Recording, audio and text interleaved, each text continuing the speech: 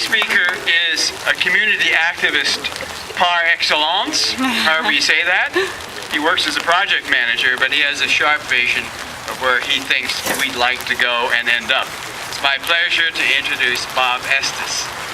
All right. Woo! Hey, good afternoon. On Saturdays in the middle of March, people like you and I have been meeting each of the last 6 years. We've gathered to present a case for change in our nation's policies, and changes in how our leaders deal with other countries. This year is different though. This year we gather knowing that our nation has embraced that call for change. This year we gather knowing that our nation has chosen new leaders that have promised to listen to our call. So today, we will not look back. We will look forward. We will look forward to the new hope of a new era of honor, a new era of respect, and a new era as we establish credibility with our neighbors. We look forward to our nation conducting itself with the precept of justice and the goal of peace. Where we have torn down, we will repair. Where we have alienated, we will restore trust. We will replace the diplomacy of threats with stronger relationships built from dialogue. I am not naive, and I know that there are those that see our nation as the enemy.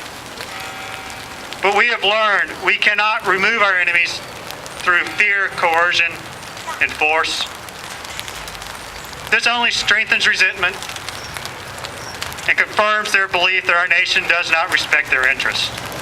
We must offer a new path. We now know that our country will ultimately strengthen when we deal with our friends and our enemies with justice and a new credibility.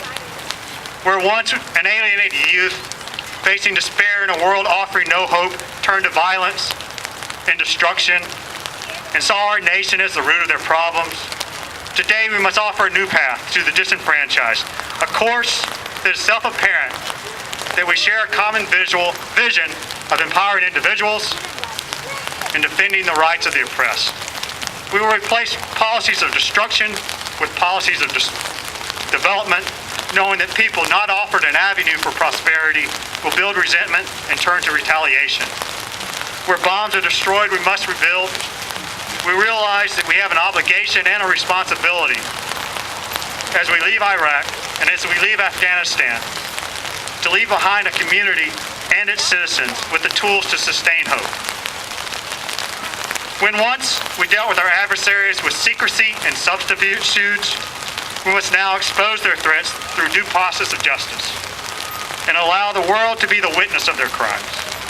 We must respect the rights and liberties of our own citizens, knowing that transparency and openness will confirm who our friends are and reveal our enemies. We must treat the citizens of other countries with the same rights that we demand of our own. I think our new president summed this approach up pretty well during his inauguration speech when he said, "We reject as false the choice between our safety and our ideals. Our power grows through its prudent use, and our security emanates from the justice of our cause." But saying these things is not enough. If we believe, those of us here, believe in these ideals, it is our obligation that we hold our leaders accountable to hold this course. Regardless of who they are, regardless of what party they're from, regardless of where we voted for them or not. They must not stray from their commitment to govern under the precepts of honor, under the guidance of peace, and under the commitment to propagate justice both here and abroad. The Bible speaks of a time when we will replace swords with plowshares and replace spears with pruning hooks. I don't know about the swords and I don't know about the spears, but I know it's time that we replace Humvees with hospitals, and replace bombs with books, and replace tanks with teachers as we go forth and reestablish justice and reestablish peace. Thank you.